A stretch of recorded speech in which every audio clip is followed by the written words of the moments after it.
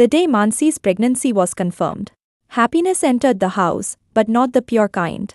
Savitri immediately began dreaming of a grandson. She visited temples, distributed sweets among neighbors, and proudly told everyone, "This child will finally bring greatness to our family."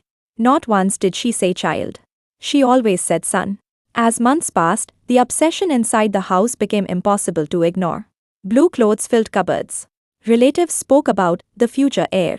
Even strangers gave Mansi advice on how to ensure a baby boy. Every conversation made her chest feel heavier. Sometimes late at night, she would sit beside the window silently rubbing her stomach, whispering to the baby inside her womb, "I'm sorry if this world fails to love you first." But Suraj would always sit beside her gently. He would hold her trembling hands and say, "Don't apologize to our child for society's ugliness." Then he would place his ear against her stomach and smile softly. "I already know one thing," he whispered one night. "This baby will become the most beautiful part of my life." Months later, the delivery day arrived. The hospital corridors smelled of medicine, fear, and restless prayers. Mansi screamed in pain inside the labor room while Suraj waited outside helplessly, unable to ease even a fraction of her suffering. Savitri sat nearby continuously chanting prayers for a grandson. Then finally, the door opened. The doctor stepped outside with a tired but gentle smile. "Congratulations," she said softly. "It's a baby girl." And suddenly, the entire corridor fell silent. The smiles disappeared. The excitement faded. Even the relatives who had impatiently waited for hours now looked away awkwardly. One woman whispered quietly, "Poor Suraj." Another sighed, "All those prayers wasted." Inside the room, Mansi held her newborn daughter against her chest while tears streamed silently down her face. Her baby had just entered the world. Yet the world had welcomed her like a disappointment. The tiny child slowly opened her eyes for the very first time. But nobody smiled for her.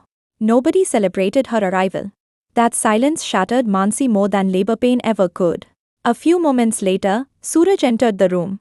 His hands trembled as the nurse carefully placed the baby into his arms. And everything inside him changed. The child was impossibly tiny. Her fragile fingers instinctively curled around his thumb. Her face looked peaceful, pure, untouched by the cruelty waiting outside. Suraj stared at her, and suddenly broke down crying.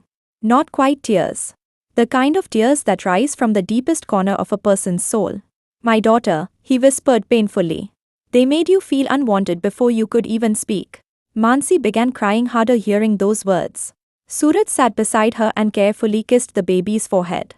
"No," he whispered to his child. "Listen to me carefully, you are not less. You are not unlucky. You are not someone's disappointment." His voice shook violently. "You are my heart." Outside the room, Savitri muttered bitterly. "What answer will we give people now?"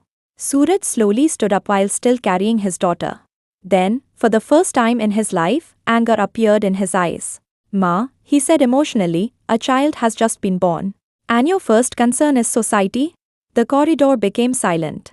"She came into this world innocent," he continued. "She hasn't hurt anyone. She hasn't spoken a word. She hasn't taken her first proper breath. Yet everyone already decided she is not enough." Savitri lowered her eyes. But Suraj's voice cracked with pain as he looked at his daughter again. "Do you know what hurts the most?" Tears filled his eyes once more. "That my daughter opened her eyes today. And instead of hearing laughter, she was welcomed by disappointment. Nobody had an answer.